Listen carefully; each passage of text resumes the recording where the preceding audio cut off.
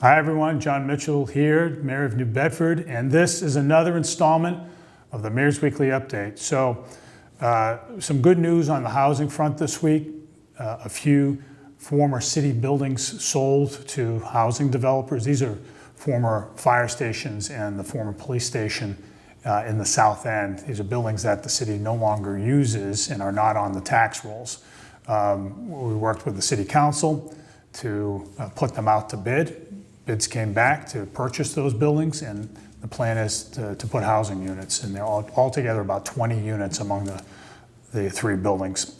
So not a huge amount of units, but this is part of the effort that we're undertaking according to the housing plan that we published last year to increase the supply of housing around the city. So the more supply that comes on, the more that, all else being equal, prices will start to levelize. So I just wanted to let everybody know that. The other big thing here is that those properties will come on the tax rolls. So it'll expand our tax base. And they're great buildings. They'll be preserved, and that's always a good thing. Especially those fire stations. I'm talking about Fire Station 3, former Fire Station 3 on Kempton Street, as well as Fire Station 11 on Brock Avenue. Great looking buildings, and we want to keep them. And by having a responsible developer buy them and sink money into them, they'll be preserved for the foreseeable future, which is great. The second thing I want to talk about is a subject that we have to talk about, and that is preparation for active shooter incidents. And we've seen what's happened around the country in numerous cities. This crazy thing where people, a lone gunman ordinarily goes into a crowded place and shoots people. That it's happened again and again and again. We've all seen the news. It's craziness. I can't explain. I don't think anybody's fully explained why that's happening. But the reality we face here in New Bedford is that we could become one of those cities. So we, unfortunately, we have to be prepared.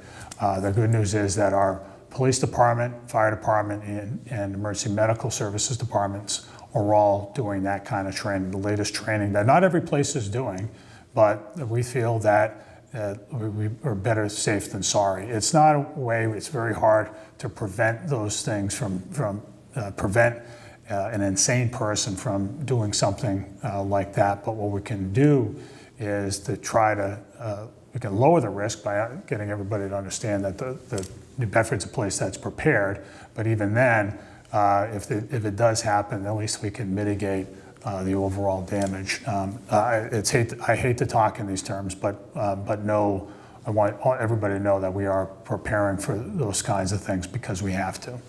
And I just want to thank the fire, police, and EMS departments for their efforts in going through that training. The training was completed over a few days last week, and it went very well, and we're going to continue to do it. So the last thing I just want to say is I just want to pay tribute to a business leader in the city and region that left an enduring legacy of creating community in his store, but also setting an example for so many other business leaders, and that's Joe Silverstein.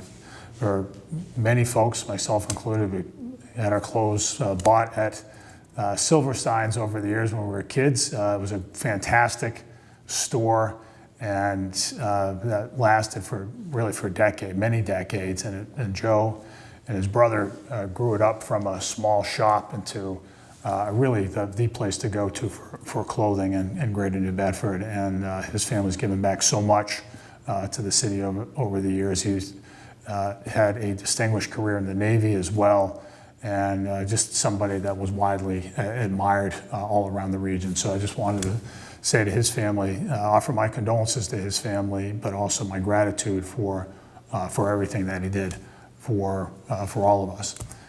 With all that, this has been the Mayor's Weekly Update. We will see you next week.